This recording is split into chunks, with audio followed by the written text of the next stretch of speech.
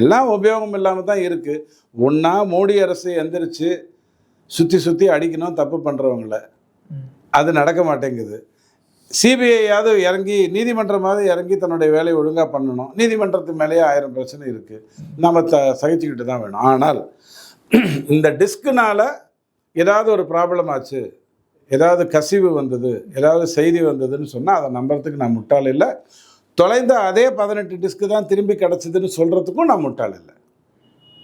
ஏன்னா இதுக்கெல்லாம் பின்னாடி இருக்கிறது எங்கள் ஆட்சி தான் தொடருதுன்னு சொன்ன ஸ்டாலின் ஐயா, அவங்களால எப்படியெல்லாம் பண்ண முடியும், திசை திருப்ப முடியும், எல்லாருக்கும் தெரிஞ்ச ஒன்று தான். Okay sir. இப்போது அண்ணாமலை அவர்கள் பாஜகவிலேருந்து விலகி புதிய ஒரு இயக்கத்தை ஒன்று ஆரம்பிச்சிருக்காரு. வரும் நாட்களில் கட்சியாக அறிவிக்கப்படும், பொதுத் தேர்தலில் சந்திக்கப்படும் அப்படின்லாம் அறிவிப்புலாம் கொடுத்துருக்காரு. யாருக்கு இங்கே பாதிப்பு ஏற்படக்கூடும் சார்? அவர் வர்றதுனால பாதிப்பு யாருக்கு வரும்?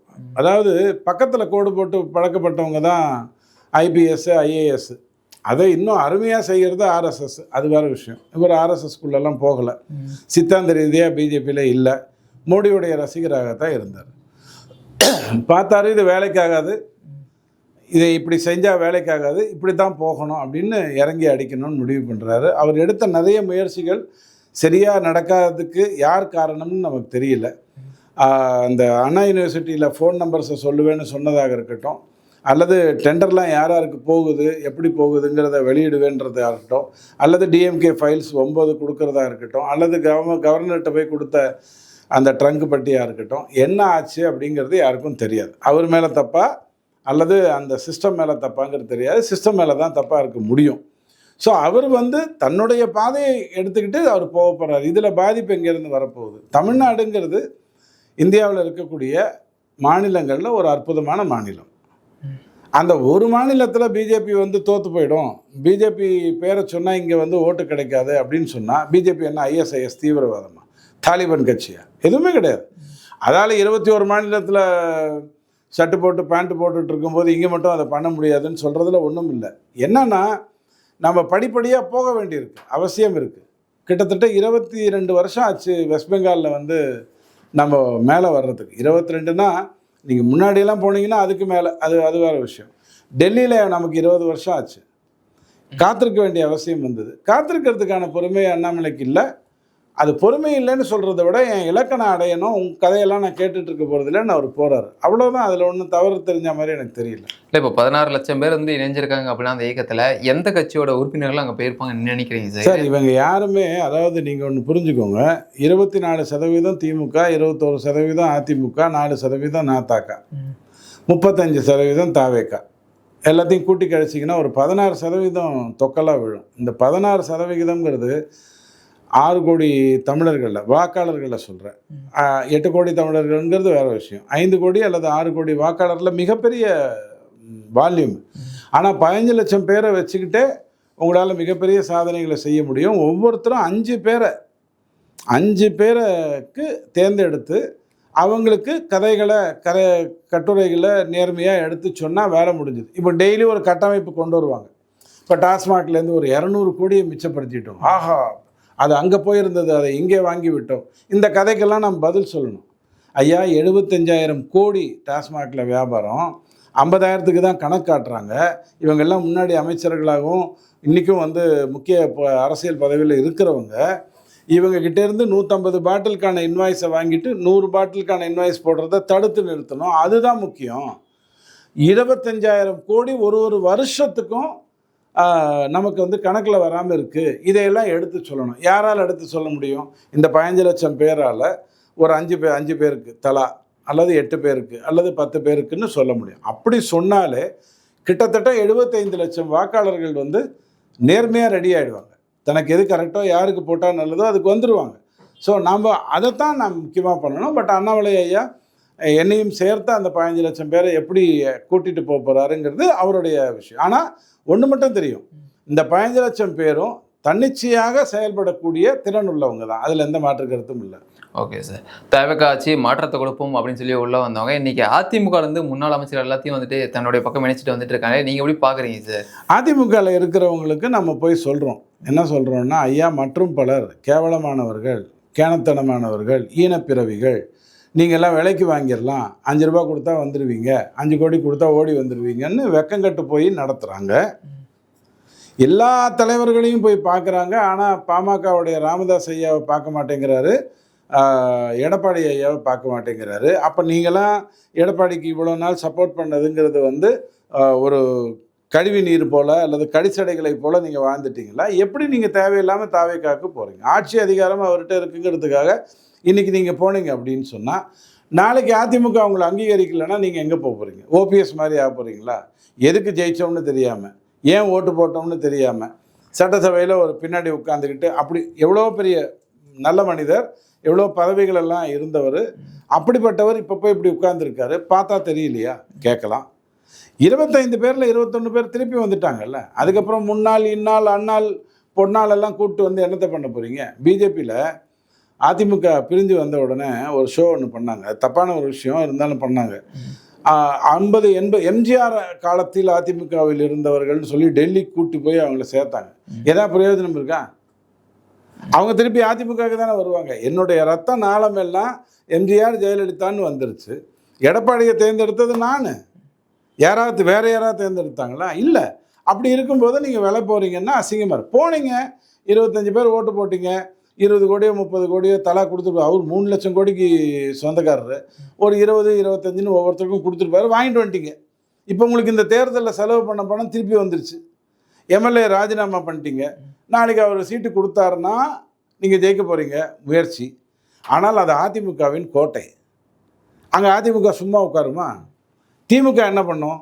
அதிமுக ஜெயிச்சா போகிறோம், தாவேக்கா ஜெயிக்கக்கூடாதுன்னு முயற்சி பண்ணும். பிசிகா என்ன பண்ணும்?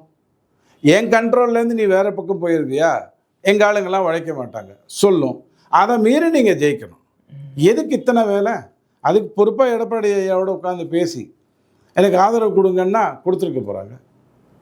அதானே ஒரே ஒரு விஷயம். நான் ட்ரை பண்ணேங்க, கேட்டேங்க. அவர் வந்து 2.5 வருஷம் முதலமைச்சர் நான், 2.5 வருஷம் முதலமைச்சர் நீங்கன்னு சொன்னார். ஏங்க இன்றைக்காவது நீங்கள் 107 சீட்டு வச்சுருக்கீங்க. நீங்கள் போனீங்கன்னா அவர் பேசுகிறத கேட்பார். தேர்தலுக்கு முன்னாடி நீங்கள் போய் என்ன சொன்னீங்க? நான் தான் முதலமைச்சர், நீ வேணால் கொஞ்சம் போனால் போதும் சைடில் உட்காந்துக்கோன்னு நீங்கள் அப்போவே அந்த கதையை கேட்டுட்டு இருந்தார். ஸோ நேர்மையாக செய்யக்கூடிய ஒரு விஷயத்தை எல்லாமே தவறுதலாக செய்கிறது. அவர்களுடைய அனுபவம் இல்லை அப்படின்னு நான் சொல்லவே மாட்டேன். சரியான ஆள் பக்கத்தில் இல்லை. Okay sir. என்னதான் அதிமுக வந்து பல சீனியர்கள் முக்கியமான தலைவர்கள் எல்லாமே போனாலும் பார்த்தீங்கன்னா விஜயாவில் சந்திக்காமல் ஆதவ அர்ஜுனாவை சந்தித்து பேசுவதற்கான காரணம் என்ன சார்? சார் இப்போ செங்கோட்டையன் போய் யாரை சார் முதல்ல சந்திச்சார்? அவர் எதுக்கு சார் புஷி ஆனந்தை சந்திச்சுட்டு அதுக்கப்புறம் ஆதவ அர்ஜுனாவை சந்திச்சுட்டு அதுக்கப்புறம் போய் விஜயை சந்திக்கணும்? செங்கோட்டையன் யாருன்னு விஜய்க்கு தெரியும் இல்லை? அவர் என்ன கேட்டுப்பாரா? என்னென்ன வேணும் உங்களுக்கு? 4 பனியன் 2 ஜட்டி அப்படிலாம் உட்காந்து பேசிட்டு அதுக்கப்புறம் அனுப்ப போகிறாங்களா? அவர் யாருன்னு தெரியும். அவரை சேர்க்க போகிறீங்க, சேர்க்க போகலை, இவ்வளோதானே. அதுக்கே அவங்க இப்படி தானே போனாங்க.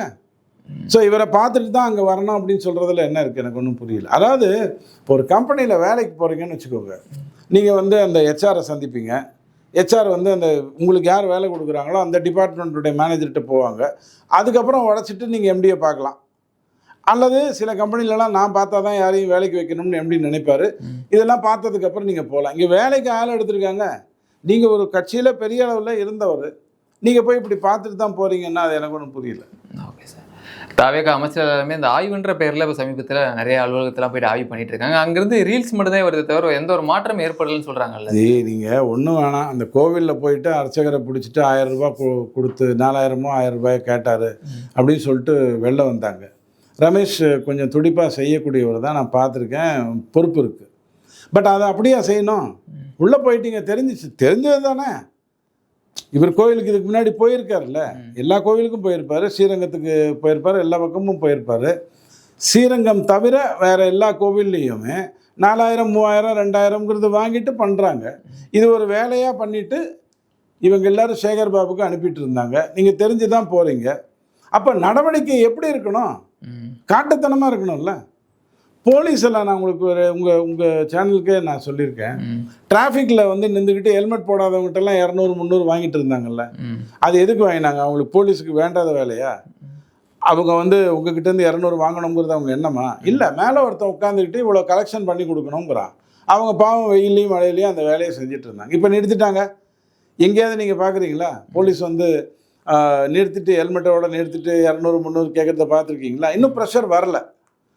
அந்த மாதிரி தான் இந்த கோவிலில் தப்பு யாருக்கிட்டேருந்து வந்தது? அறநிலையத்துறை யாரோ அவர்கிட்டேருந்து வந்தது. ஸோ சரியாக தண்டிக்காமல் வெறும் ரீல்ஸ் போட்டு என்னத்தை பண்ண போகிறீங்க? புதிய வக்பு சட்டத்திட்டத்தை வந்துட்டு அனுமதிக்க மாட்டோம் அப்படின்னு சொல்லி அமைச்சர் ஷாஜகான் ஒரு கருத்து தெரிவிக்கிறார்ல சார், அவன் பார்வை என்ன? வக்ஃப் போர்டை பொறுத்த வரைக்கும் அந்த மாதிரிலாம் தப்பிச்சிட முடியாது. இந்தியாவில் வந்து பிஜேபி ஆளாத, இப்போ வெஸ்ட் பெங்கால் வந்துட்டாங்க, பிஜேபி ஆளாத அந்த 6 மாநிலங்கள் இருக்கு இல்லையா, அதாவது வெஸ்ட் பெங்கால் இப்போ வந்துட்டாங்க, தெலுங்கானா, பஞ்சாப், கேரளம், தமிழ்நாடு, இங்கே தான் வக்ஃப் போர்டினுடைய சொத்து மிகப்பெரிய அளவில் இருக்குது. நீங்கள் அவங்களுடைய சொத்துக்கள் பார்த்தீங்கன்னா கிராஃப் பிளாட் அனாலிசிஸ் போட்டு பார்த்தீங்கன்னா இந்த மாநிலங்களில், அதாவது எங்கெல்லாம் பிஜேபி ஆட்சியில் இல்லையோ அங்கே இவங்க வந்து அந்த சொத்தை வச்சுருக்காங்க.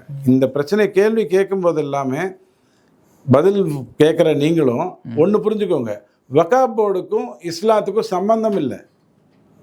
அவர்கள் மார்க்கத்தை வளர்ப்பதற்காக, மார்க்கத்துக்கு தேவையான பணம் கொடுப்பேங்கிறதுக்காக அந்த ட்ரஸ்ட்டை ஓப்பன் பண்ணலை. அவங்களுடைய வேலை அது இல்லை. அறநிலைத்துறை எப்படி சம்மந்தமே இல்லாமல் எப்படி நடத்தணும், எங்கே தீபம் ஏற்றணும்லாம் வளரிட்டு இருக்கோ, அந்த மாதிரி வக்ஃப் போர்டு தங்கிட்ட பெரிய பணம் இருக்கிறதுனால எதேச்சா ஒரு நல்லது பண்ணுறாங்களே ஒழிய அவங்க இஸ்லாத் சகோதரர்களுக்கு நல்லது பண்ணணுங்கிறதுக்காக உருவாக்கப்பட்ட ட்ரஸ்ட் அல்ல. அப்போ கண்டிப்பாக இஸ்லாத் சகோதரர்கள் அதை ஏற்க போகிறதில்ல. இவங்க தான் லூஸ் மாதிரி அதை பெரிய விஷயமா எடுத்துக்கிறாங்க. நீதிமன்றம் அதை ரொம்ப மோசமான வகையில் கொண்டு போகும். வக்ஃப் போர்டு ரொம்ப நாளைக்கு இதே வேலையை பண்ண முடியாது. இன்னைக்கு இந்திய கூட்டணியோட கூட்டத்தில் பார்த்தீங்கன்னா தாவேக்கா அழைப்பு கொடுக்கலன்னு சொல்கிறாங்க, இந்த பக்கம் திமுக அழைப்பு வந்து நிராகரிச்சிட்டாங்க அப்படின்ற தகவலும் வந்துட்டு இருக்கு. எப்படி நீங்கள் பார்க்குறீங்க? தாவேக்கா போகாது. அழைப்பு கொடுத்தாங்க கொடுக்கலங்கிறதெல்லாம் கேள்வியே கிடையாது. காங்கிரஸ்கிட்ட சொன்னால் ஓடி வந்து சீக்கிரமாக கொண்டு வந்து கொடுத்துருப்பாங்க. ஏன்னா காங்கிரஸ் இங்கே இருக்கிறதே இதனால தான் அப்படிங்கிற ஒரு சூழ்நிலை இருக்குது. ஸோ கண்டிப்பாக அழைப்பு இல்லாமல் இருந்திருக்காது. தாவேக்கா போகலை, அவ்வளோதான். ஏன்னா இந்த விஷயம் அவங்களுக்கு இப்போ அவசியம் இல்லை. இந்தியாவில் ஒரு கூட்டணி வரணும்னா நாளைக்கு தமிழ்நாட்டில் அது என்னவாகும்? தமிழ்நாட்டில் அது என்னவாகும்? அது ரொம்ப முக்கியம் இல்லையா? ஏற்கனவே திமுகவோட கம்யூனிஸ்ட் வந்து வாங்க வேண்டியதெல்லாம் வாங்கிட்டு ஒரு மாமூல் வாழ்க்கையை வாழ்ந்துட்டு இருக்காங்க. அதே மாதிரி அங்கே விசிகாவுக்கும் ஒரு மாமூல் வாழ்க்கையை வாழ்ந்து கொண்டிருக்காங்க. அவங்க எப்படி அதை விட்டுட்டு இங்கே வருவாங்க? இப்போ இந்திய கூட்டணி 2ஆக பிரியும். ராகுல் தலைமையில் ஒரு கூட்டணியும் ராகுல் அல்லாத ஒரு கூட்டணியுமா பிரியணும். ஆனால் கெஜ்ரிவால் இன்னைக்கு இருக்கிற நிலைமைக்கும் மமதா இன்னைக்கு இருக்கிற நிலைமைக்கும் அவங்க போய் இந்திய கூட்டணியிலே சேர்ந்துடுறதுக்கு வாய்ப்புகள் இருக்குது. ஏன்னா அவங்கக்கிட்ட பவர் இல்லை, பணம் வராது. இதுக்கு முன்னாடி அப்படி இல்லை. அவங்க 2 பேரும் அப்போஸ் பண்ணாங்க. ராகுல் காந்தி இருந்தால் நாங்கள் இந்திய கூட்டணிக்கு வரமாட்டேன்னாங்க. இப்போ அவங்க நிலைமை மார்க்கெட் போன நடிகை மாதிரி ஆகிப்போச்சு. ஸோ ஆட்டோமேட்டிக்காக அவங்க போகத்தான் செய்வாங்க. திமுக போக மாட்டேன்னு சொல்கிறதுக்கு ஒரே காரணம் மக்கள் நல்லா புரிஞ்சுக்கோங்க, காங்கிரஸ் என்கிட்ட சொல்லாமல் போய் விஜய்க்கு ஆதரவு கொடுத்துட்டாங்க.